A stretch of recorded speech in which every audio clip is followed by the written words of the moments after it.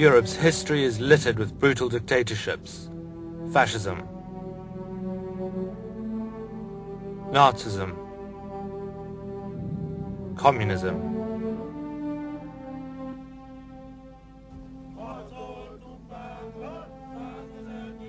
Yet as the European Union expands to the east, old ideologies have begun to resurface. Over the last decade, fascism has re-entered politics. As a new generation of Europeans re-evaluates, and in some cases rewrites history, we explore the success of ultra-right politics and the psychology of hatred that lies beneath.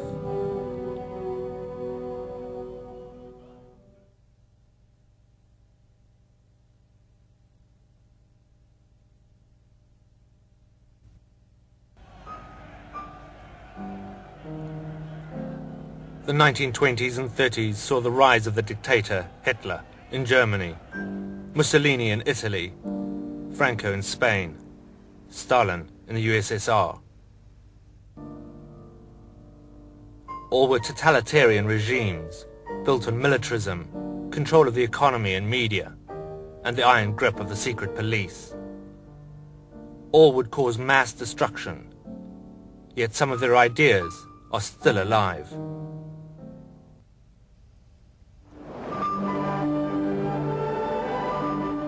Austria is a country that clings to its old imperial traditions, but it's also haunted by its past. It once collaborated with fascist Germany. Now it has succumbed to the new wave of far-right politics sweeping Europe. When the troops of the Third Reich marched into the streets of Vienna, this was the only country to applaud, indeed to join them.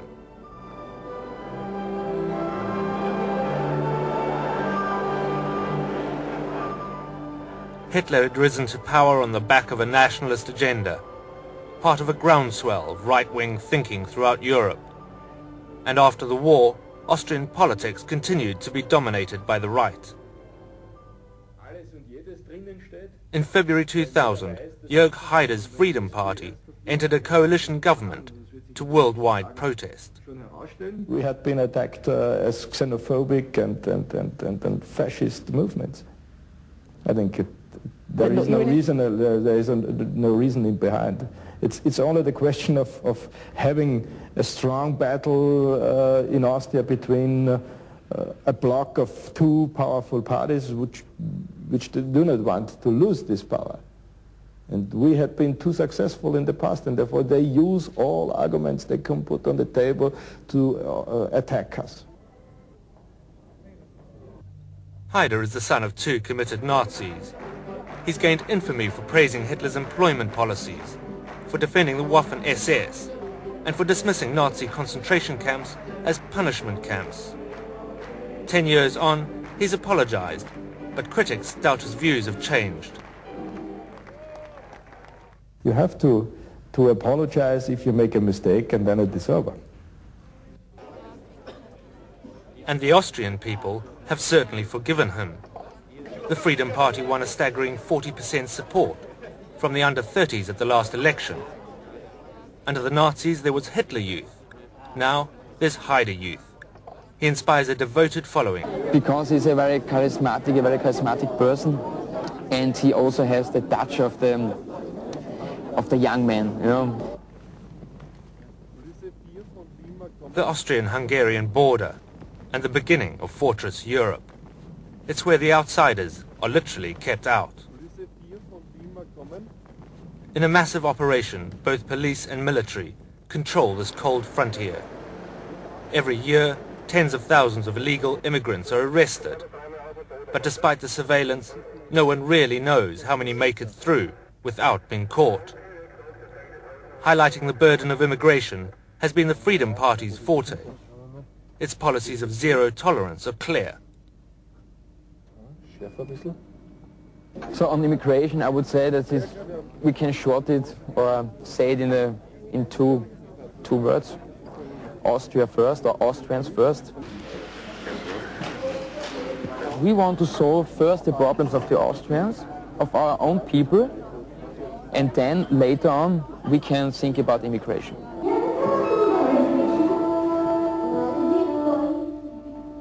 In fact, the Freedom Party is fiercely anti-integration of any sort. Haider called the European Union's decision to allow more countries to join a declaration of war.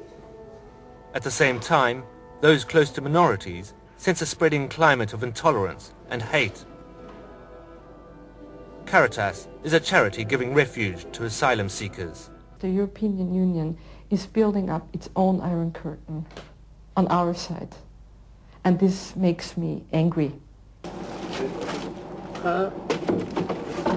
In my district where I live, there are foreigners. And I hear when I go to the shop people complaining about those Turkish people who come to that apartment and the new Yugoslavian cafe over there and why is there no Austrian cafe anymore and stuff like that. You have to provide housing conditions for them. You have to organize a school system where they can speak their traditional language, their mother language. We have to provide working places, we have to provide jobs for them. So and if we have an increasing unemployment rate in Austria, I think it's not responsible to accept so many refugees, so many immigrants coming to Austria and asking for jobs. Haider paints an image of detention centres overflowing with immigrants and soaring unemployment. The truth is that Austria's 8 million people are rich and getting richer. And whether from legitimate refugees or captured illegals, more than 90% of asylum applications fail.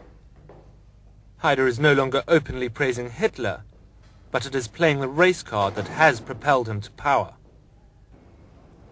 Haider has tapped into a deep-seated xenophobia. Many Austrians feel a vote for him is a vote for the preservation of a culture that is uniquely Austrian, and which they feel is under a real or perceived threat. He knows very well that people vote for him also because of this racist motives. And this is his policy. His policy is to strengthen the problems of everyday life, to make out of social problems ethnic problems. Hitler believed in his racist, anti-Semitic, xenophobic agenda.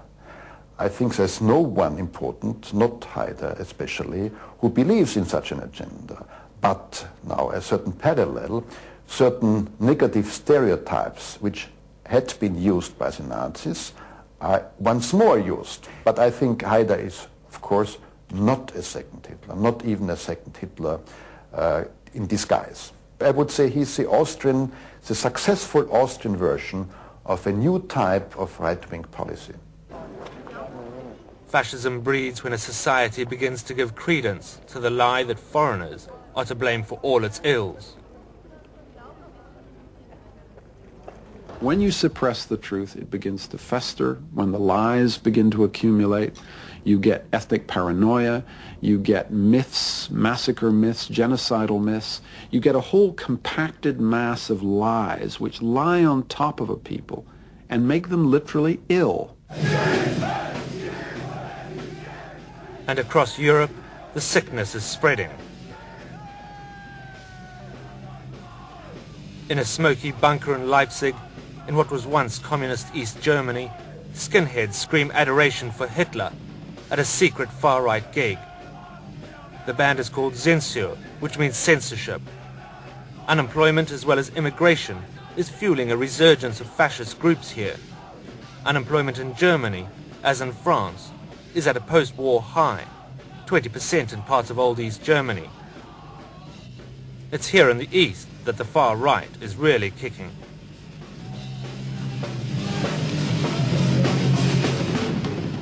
Es war alles, was sie gaben. They gave their all when they were lying in the trenches, goes the song. Pride, belonging and sacrifice are popular themes in the band's repertoire. Singer Manuel claims they're not fascists but nationalists. He complains that Germans aren't allowed